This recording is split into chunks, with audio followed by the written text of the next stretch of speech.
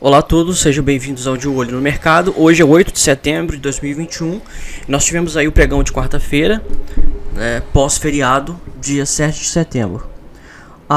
O mini índice, ele tinha como alvo de Fibonacci a partir do momento em que ele confirmasse o pivô de baixa em 114.243, né? Onde que se inicia este pivô, né? E baseado em que eu fiz essa projeção, tá? No meu curso Fundamentos de Análise Técnica eu explico, né, como que se faz projeção de Fibonacci, eu explico sobre as médias móveis, sobre tudo, tá? Mas aqui, ó, apenas para mostrar que a gente pega no início, tá, da perna de baixa, do início do pivô. Então a gente pega da máxima, foi aqui em cima, na média móvel aritmética de 20 períodos, a partir aqui, ó, da máxima deste candle, ele formou este fundo aqui, tá? Ele tem um topo, um fundo, aí ele pega, faz essa mínima, sobe até a média móvel aritmética de 8 períodos, forma um topo mais baixo que o topo anterior, e aí ele vem e rompe este fundo formado. E quando ele rompe o fundo formado, se aqui, ó, se por exemplo na mínima de hoje, né, já for um novo fundo, se ele decidir aqui, ó, voltar a subir de agora, ele já está formando um novo fundo mais baixo. Então ele deu início aí, né, uma retomada à tendência de baixa, não início porque ele já estava em tendência de baixa desde lá de cima, tá? E aí hoje caiu forte, né? Caiu quase 4%. Um grande candle de força, rompendo aí essa projeção. Então a gente pega o ponto zero. Primeiro a gente pega aqui, ó, a ferramenta no Profit Chart chama preço Fibonacci, tá?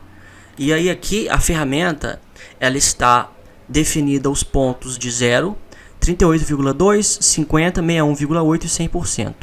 Tá? Então eu coloco ele lá no início do pivô, estico a ferramenta e alinho a retração de 61,8 na cabeça do pivô.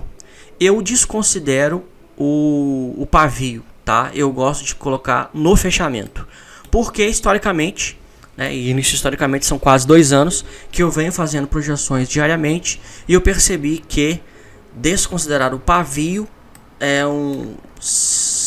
o nível de assertividade ele é maior. Então, né, eu passo a fazer projeções sem o pavio. Vamos ver até a possibilidade aqui, ó, considerando o pavio, ele nem atingiu ainda. Mas eu desconsidero o pavio e prefiro fazer uma projeção mais conservadora, tá? E aí você pode ver que olha só como que as outras retrações elas são respeitadas, né? A correção ela foi feita na 38,2, né? Então você pode ver que as retrações elas se encaixam com pontos de abertura e de fechamento de outros dias, tá? Então aí você vê que a coerência de uma projeção de Fibonacci ela se valida a partir do momento em que as retrações elas coincidem, né, com pontos de fechamento, pontos de mínimas, aberturas, fechamentos, tá? Você pode ver que se encaixa aí perfeitamente. Então teve esse primeiro alvo que foi atingido aí, né? Como ele fechou, o candle fechou abaixo do alvo, quando fecha assim abaixo do alvo a gente já faz a projeção do próximo alvo, tá? Então eu já coloco já a retração de 50% no fechamento aqui, né, do candle que forma a cabeça do pivô, e aí eu tenho já o próximo alvo em 112.560 pontos, tá? Amanhã possivelmente nós vamos ter aqui uma correção, tá? Pode ser que a força vendedora, como ela está muito grande, essa correção se dê já no pregão de amanhã e ele volte a cair já no próprio pregão, tá? Mas se ele fizer um candle altista aqui, é normal, é um candle de alta após um candle de queda como esse. Para a gente saber sobre esse ocorrido, só basta a gente ver aqui, ó, olha só, né? Como que ele está esticado em relação à média de 20 períodos no gráfico de 60 minutos, tá? Então ele já formou um doji na última hora, já é um candle de dúvida, né? O DI- já deu uma inclinada para baixo, e aí possivelmente vai dar uma correção ou na média de 8 períodos ou se subir acima da média de 8 na média de 20, ou se ele não subir, ele anda de lado, tá? Mas uma correção é iminente, nem que ele ande de lado até que a média de 8 atinja ele para ele voltar a cair. Mas a correção, ela é o movimento que a gente espera, né? O movimento de correção, tá? Então muita gente vê um candle grande assim, aí já quer entrar vendido já, né, na mínima, mas tem que ficar atento, né, no prazo de 60 minutos à correção, tá? E aí, né, conforme eu mostrei aqui, olha só, esse pivô de baixa, né, ele foi confirmado. E por questão de curiosidade, né, esse não é o último alvo, né? Esse é o alvo de 50%, nós temos aí um próximo alvo aí, ó, em 109.864 pontos, tá? Na minha opinião, ele vai atingir esse alvo aqui tranquilamente, tá? Tranquilamente. Aliás, na minha opinião, já adiantando aqui, para mim essa queda vai buscar no mínimo a média móvel aritmética de 200 períodos do semanal. Aqui está em 104.561 pontos, vai buscar no mínimo essa média, tá? Até o final do ano busca essa média. Até o final do ano, na verdade, na minha opinião, rompe essa média, né? Vamos ver o mensal. O mensal, a média de 20 períodos, ele está em 108.882, né? Engraçado, aqui não tem o gráfico mensal. Só o Ibovespa à vista tem um gráfico mensal. Enfim, já fizemos bastante projeções aí, né? 114.000, 112.900 é o próximo, e depois 109.864, tá? Queda forte, tendência de baixa, e é isso aí. Não tem que falar, né? Quem é grafista, ou quem pelo menos argumenta que se valida, né, que utiliza o método da análise técnica de investimentos e faz uma projeção contrária, tá? Está equivocado, tá? Então já teve um camarada aí, né, de uma empresa aí que entrou há pouco tempo aí na bolsa de valores. Eu até retuitei, se você quer saber quem é, vai lá no Twitter, Grafistas Club, né, o nosso Twitter, tá? E veja lá que eu retuitei, né, a projeção que um camarada aí fez. Ele foi um dos que fizeram projeções, né? Eu não achei o dos outros, tá? Mas os camaradas estavam fazendo projeção aí que depois do dia 7 de setembro a bolsa ia a 124 mil pontos, tá? Então vai lá no Twitter para você ver quem é o camarada que falou que a bolsa ia a 124 mil pontos hoje. Ele falou que ia hoje a 124 mil, né? Só que ela caiu e foi a menos de 114 mil, né? Então assim, errado para ele é pouco. Por quê? E aí eu digo, e apenas vou acrescentar esse parênteses: o investidor, o grafista, o fundamentalista, seja o que for, se você operar bolsa, você tem que ser apartidário, sem fazer crítica a ninguém. Eu não estou fazendo análise política nenhuma, não vou fazer crítica nenhuma a ninguém, é nada, tá? Você tem que ser apartidário. O problema é que os caras apoiam determinado político, né? Determinado partido, determinada pessoa.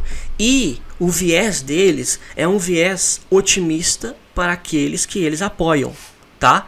Então eles vão enxergar que tudo aquilo que possivelmente favoreça, né, sei lá, a leitura deles, quem eles apoiam, vai gerar uma reação positiva da bolsa, tá? Então assim, é totalmente uma análise enviesada, tá? E o investidor, ele tem que ter a análise, ele tem que estar imparcial, tá? Quanto mais imparcial, melhor é a sua análise, tá? Então o camarada lá, né, ele fez a análise lá. Pô, eu na semana passada, na semana retrasada e na semana anterior, eu no mês de julho, no mês de junho, falei, a bolsa vai cair. Por que que eu falei? Olha o gráfico. Eu não tenho bola de cristal, né? A gente usa análise gráfica. Então olha só, o gráfico já está em queda. Aqui já foi o primeiro pivô no mês de junho, o primeiro pivô acima da média de 20. Rompeu, confirmou. Aí no mês de junho até início do mês de julho formou o segundo pivô de baixa, abaixo da média de 20. Beleza, formou um gap de baixa, fez uma correção, caiu. No final de julho confirmou o terceiro pivô de baixa do índice.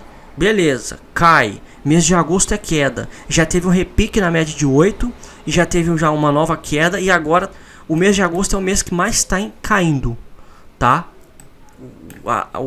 Pegando de todos os meses tem caindo. Só que ele começou a cair em junho. Então esse é o terceiro mês que o Ibovespa, que o índice futuro, eles estão em queda. Como é que o camarada me vira e fala, ele vai a 124 mil pontos, tá? Ele tinha que subir, olha só, do fechamento do último pregão, ele tinha que subir mais de 5 mil pontos. E o que ia gerar esse... Entendeu? Então assim, tem que começar a parar de ouvir esses caras, né? Tem que... Enfim, é muita pilantragem, né? O camarada... Porque aí também é o seguinte, né? É questão de opinião, né? Aí tem o pessoal, né? Segue o cara é famoso, o cara... Aí vai seguir o cara, aí leva ferro. Aí é engraçado, né? Vai lá no Twitter do cara, vê se ele tweetou alguma coisa hoje. Não, ele fica calado, né? Porque o dia que ele erra, ele fica calado, né? Aí o dia que ele acerta, ele vai lá e posta, né? Então assim, quem sabe? Meu curso chama Fundamentos de Análise Técnica. Fundamentos de Análise Técnica. É para mostrar fundamentos, né? É para ensinar os fundamentos. Ninguém vai te enganar. Ninguém.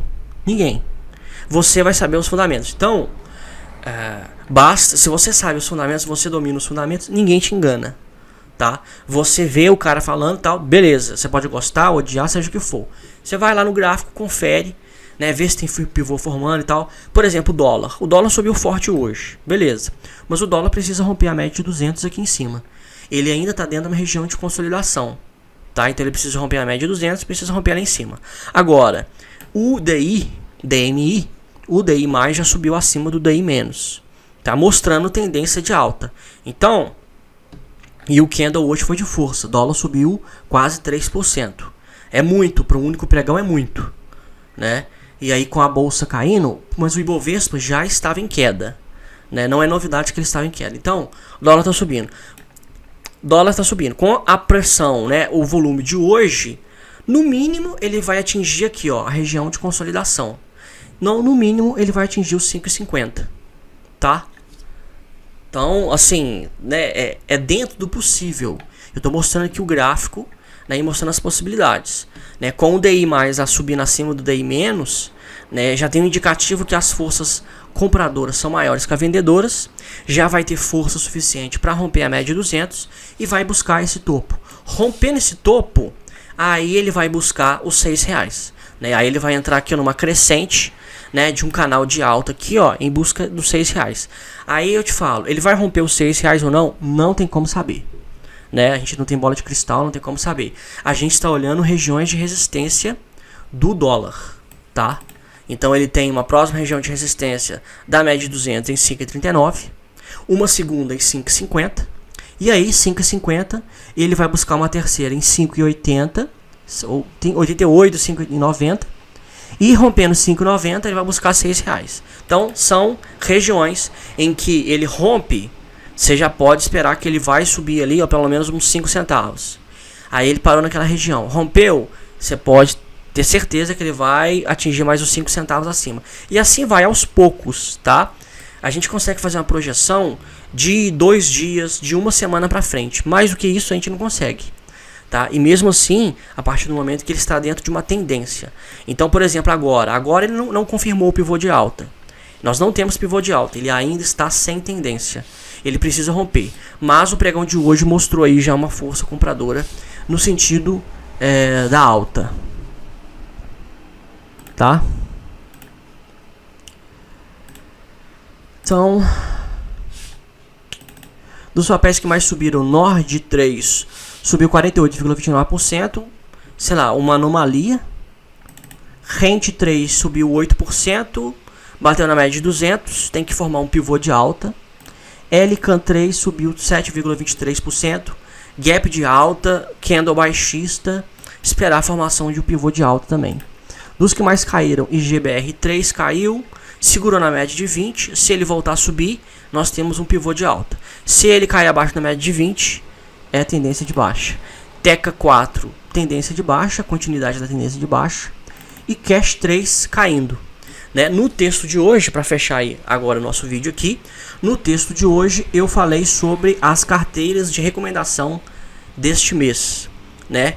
Eu fiz um compilado lá das carteiras de 17 corretoras do mês para o mês de setembro, né? E o que me espantou, eu até falei no texto lá, que Cash 3 está em várias carteiras, tá? E aí os caras estão mandando você comprar, as corretoras. Cash 3 está caindo desde o mês de julho, né? Vai fazer 2 meses.